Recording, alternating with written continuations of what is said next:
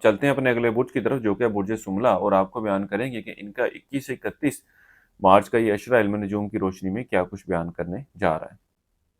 وہ افراد جو 24 اگست سے 22 ستمبر کے اشرے کے دوران پیدا ہوئے ہیں برج سملہ کے تحت آتے ہیں۔ اس کے علاوہ وہ افراد جن کو اپنی تاریخ پیدائش معلوم نہ ہو مگر ان کا نام پہ غائن سے شروع ہوتا ہے تو وہ برج سملہ کے تحت آتے ہیں۔ وہ برج سملہ والے افراد جو رشتے کی تلاش میں ہے اس اشرے کے آخری ایام ان معاملات کے حوالے سے مثبت صورتحال کی نشاندہی کر رہے ہیں۔ اسی طرح وہ برج سملہ والے افراد جو پارٹنرشپ کے کاروبار کا آغاز کرنا چاہتے ہیں، اس اشرے کا وقت ان معاملات کے حوالے سے بہت زیادہ دیکھ بھال کر چلنے کی طرف نشاندہی کر رہا ہے، کیونکہ آپ کے لیے بلائنڈلی پارٹنر پر ٹرسٹ کرنا اور پیسے انویسٹ کرنا اتنا کوئی فیزیبل نہ رہے گا۔ اسی طرح آپ لوگوں کو چاہیے کہ اس اشرے کے وقت کے دوران کسی بھی شخص کو کوئی ادھار رقم وغیرہ مت دیں، کیونکہ ان معاملات کے حوالے سے کوئی مثبت صورتحال کی نشاندہی نہیں ہو رہی۔ اس کے ساتھ ہی ساتھ وہ افراد جو وراثتی معاملات کے حوالے سے پریشان ہیں، ان کی یہ پریشانیاں مزید بڑھتی ہوئی نظر آئیں گی، وراثتی معاملات مزید الجھنیں لیتے نظر آئیں گے اور حل ہوتے ہوئے نظر نہیں آتے۔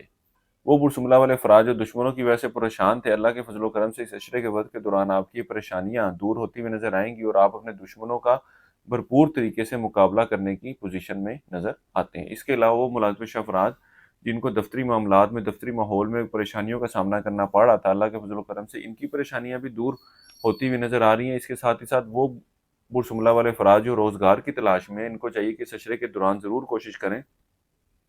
اس اشرے کے وقت کے دوران ان کا سلسلہ روزگار بننے کی امید کی جا سکتی ہے۔ وہ برج سملہ والے افراد جو بیرون ملک جانے کے خواہش مند ہیں، اس اشرے کے وقت کے دوران ان کی بیرون ملک جانے کے حوالے سے کی کوششوں میں کوئی کامیابی ملتی ہوئی نظر نہیں آ رہی۔ اس اشرے کے وقت کے دوران برج سملہ والوں کو کاروباری صورتحال میں بہتری کے حوالے سے خاصی محنت کرنی ہوگی۔ معاملات ان کے لیے اتنے آسان نہ ہوں گے، ان کو اپنی ترقی کو، اپنی منافع کو، اپنے کاروبار میں بہتری کو حاصل کرنے کے لیے خاصی محنت کرنی پڑے گی۔ وہ افراد جو اسٹاک مارکیٹ، کرپٹو کرنسی یا اس طرح کی دیگر کرنسیز میں ٹریڈنگ کرتے ہیں، اس اشرے کے وقت کے دوران ان کو ان معاملات کے حوالے سے بہت ہی زیادہ دیکھ بھال کر چلنے کی ضرورت ہے۔ اس کے علاوہ اس اشرے کا وقت آپ کے سیر و تفریح کے لیے بھی جانے کو ظاہر کر رہا ہے۔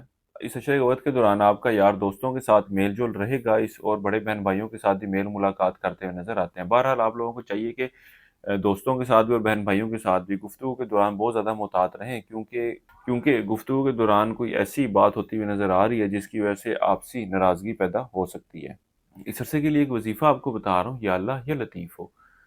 3 تسبیح آپ نے اسے کرنی ہے روزانہ۔ عشاء کی نماز کے بعد اللہ تعالیٰ سے دعا کریں اپنے معاملات میں بہتری کے حوالے سے۔ اس کے علاوہ اس اشرے کے دوران حسب توفیق دال چنے کا صدقہ کرتے رہیں۔ اس عرصے کی 7 تاریخ آپ کی 31 مارچ ہے، اس عرصے کی نیکسٹ تاریخ آپ کی 21 اور 28 مارچ کی ہے۔ برج سملہ والوں کے لیے اب تک اتنا ہی۔ اللہ حافظ۔